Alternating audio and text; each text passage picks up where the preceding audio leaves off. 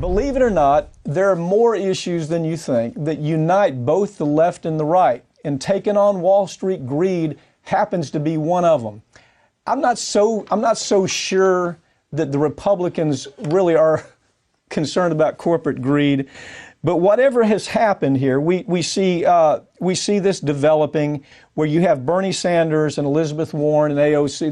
They're all out there saying, look, we need to do something about corporate greed in the way that they were involved with loans, things like credit cards. We need to jump behind it, and we need to stop these corporations from stealing from Americans. And so everybody seems to agree that sounds like a good idea. Maybe we ought to, stop them from stealing from Americans. What's your take on this story? I think this is interesting. Right now, we see about 70% of Republicans, 73% of Democrats who all say we agree with this new plan that the Democrats have come forward with to cap credit card and payday loan interest rates at 15%. You cannot go above 15%. Prior to the 1980s, we already had caps as a country on interest rates. You couldn't charge more than X amount. Reagan came along with deregulation. Bill Clinton came along with it. We got rid of the caps. They went crazy with it. Right now, even for somebody with really excellent credit, your interest rate's about 21%, I believe, as of last week. Let me tell you what strikes me about this story. Finally, the Democrats are talking about something important. They don't have this Schiff psycho, this guy that all he knows is conspiracy babble.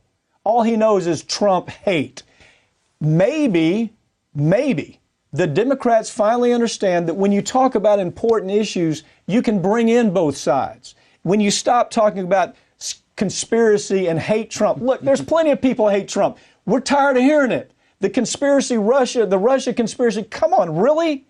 And so you're going, but you still have, what do they call him, pencil neck Schiff? So you still got this character out there, Schiff, talking about these issues. On the other side, you've got AOC, right? You got Elizabeth Warren, you got Bernie Sanders out trying to talk about real issues that maybe can help the Democrats win an election. Take it from there. They're out there talking about things that directly affect somebody's wallet, their personal bank account, whether it's Republican or Democrat or whatever it is in between. They're out there saying, listen, this isn't a partisan issue.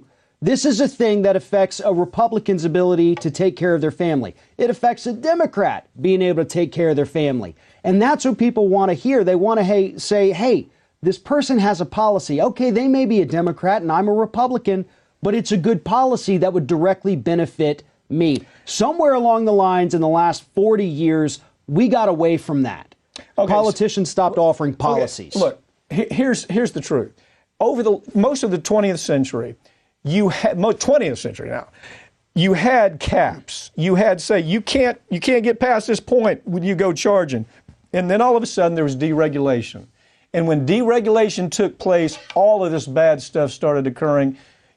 Wall Street stole from mom and pop. The economy crashed. People were charged 80% sometimes on credit cards. So, I mean, you got to say we're in a different time. Maybe the Democrats will get the message, start talking about table talk, dinner talk, instead of social issues and crazy Schiff conspiracies, and maybe they'll accomplish something. Farron, thank you for joining me, okay? Thank you.